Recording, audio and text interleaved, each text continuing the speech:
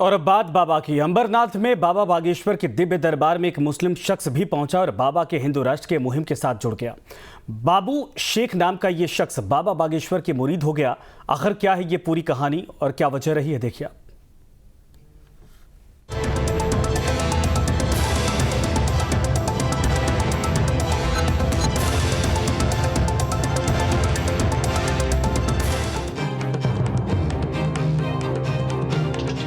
बाबा बागेश्वर का दरबार, चमत्कार को नमस्कार, हिंदू राष्ट्र की हुंकार,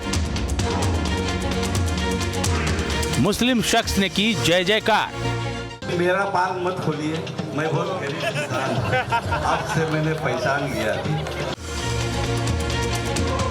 जैसे जैसे धीरेन्द्र कृष्ण शास्त्री की लोकप्रियता बढ़ रही है, वैसे वैसे हिंदू राष्ट्र की उनकी मुहिम तेज होती जा रही है। अब मुस्लिम भी बाबा की इस मुहिम में साथ जुड़ रहे हैं।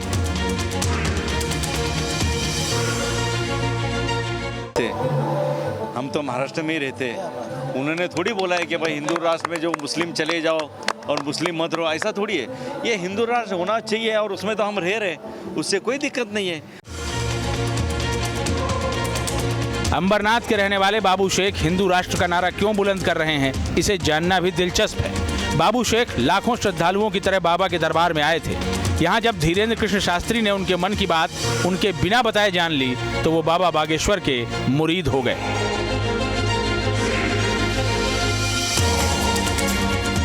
मेरा पाल मत खोलिए, मैं बहुत गरीब इंसान हूं, आपसे मैंने पहचान लिया। अभी मैं हज जाके भी आया हूँ, आज 7 साल हो रहा है हज जाके आया हूँ मेरी मम्मी को लेके। अरे वाह, बहुत अच्छा।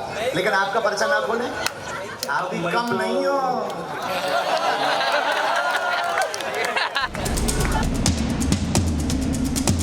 हालांकि उन्होंने धीरेन्द्र कृष्ण शास्त्री से अपने मन की बात सार्वजनिक करने के लिए नहीं कहा, लेकिन जब शास्त्री के कहने पर उन्होंने 3 लोग चुने और बाबा ने पर्चा खोला, तो बाबू शेख भी मान गए कि धीरेन्द्र कृष्ण शास्त्री कितने पहुंचे हुए हैं।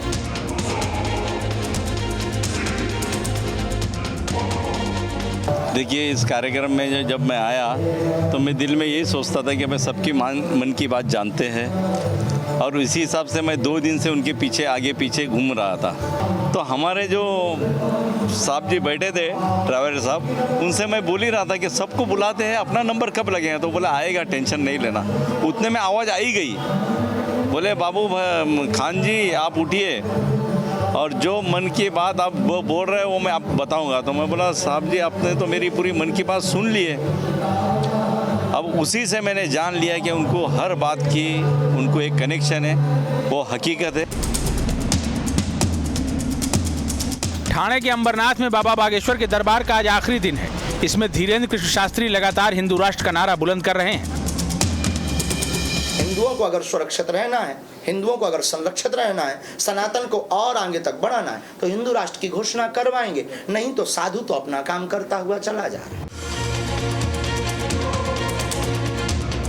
बागेश्वर धाम के प्रमुख पंडित धीरेन्द्र कृष्ण शास्त्री की यह मुहिम कुछ संगठन और सियासी दलों को रास नहीं आ रही। महाराष्ट्र से लेकर बिहार तक बाबा बागेश्वर के दरबार और उनके बयानों को लेकर सियासी बवाल मचा हुआ है।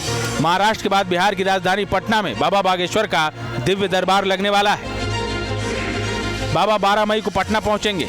12 मई को ही सुबह कलश यात्रा निकलेगी। 13 मई से बाबा बागेश्वर हनुमान कथा शुरू करेंगे। 15 मई को बाबा दिव्य दरबार लगाएंगे। 17 मई को बाबा बागेश्वर भभूत वितरण करेंगे।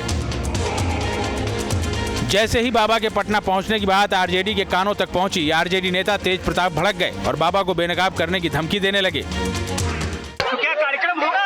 कार्यक्रम होगा। बागेश्वर बाबा माफी मांगने के लिए रोज अपना आदमी को भेज रहा है। तो माफी दे दिए? 10 दिन से भेज रहा है। माफी दे दिए? बागेश्वर बाबा तो डरपोका है, उद्देश्य द्रोही है। वो देश से बाहर देशद्रोही है बागेश्वर बाबा। हिंदू मुसलमान को लड़वा रहा है, वैसे हिंदू मुसलमान को लड़वा रहा है वो।